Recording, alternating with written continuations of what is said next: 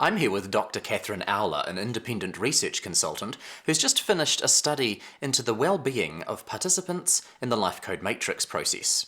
Katherine, thanks for joining us.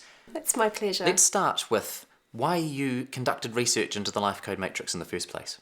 I have a real interest in doing research in the workplace, and I've often observed that work is one area where people seem to feel it's legitimate to actually not enjoy themselves that much and operate in a way that's not so aligned with who they are, and see work as a bit of a place of struggle.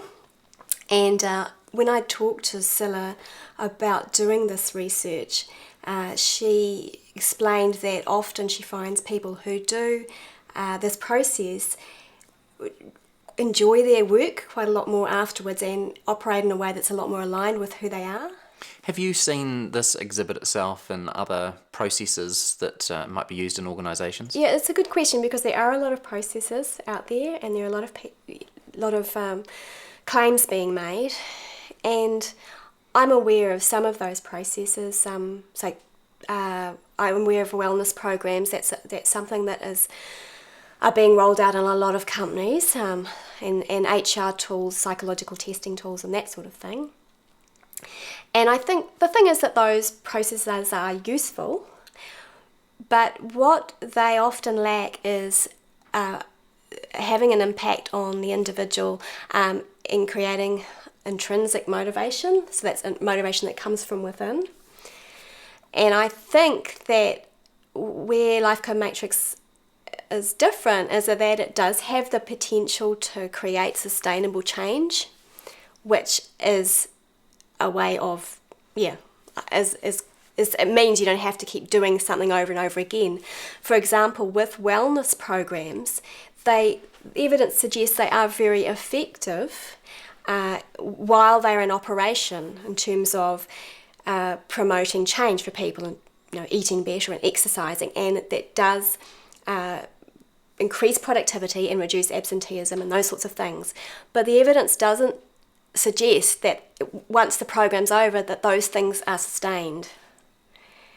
So what you really want is to be able to create change internally. And I think that's a difference with Life Code Matrix. Do you think it's actually possible for people to make that kind of choice? I mean, it's sort of new territory for some people, isn't it? Yeah, well, I think certainly the research did reflect that people come out of it with a clearer sense of who they are, and so they're more able to operate in a way that's aligned with who they are in the workplace. And as a result, there's a sense of there's an easiness, and I think that's what brings the greater enjoyment, being able to operate in a way that fits best with who they are. I was really surprised when I read through the summary of the research project that people were using quite big words like freedom and clarity to describe how they were feeling about life. What were the major findings for you?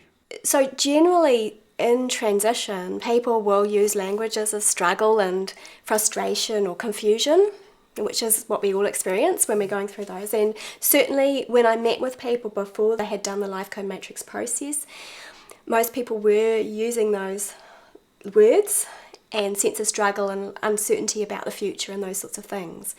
But it really struck me that when I met with people again after the process, that wasn't the outlook that they had, that they were using positive words and hopeful words to talk about their lives. Looking at that in the context of people's working lives, that must have a major impact on things like productivity then.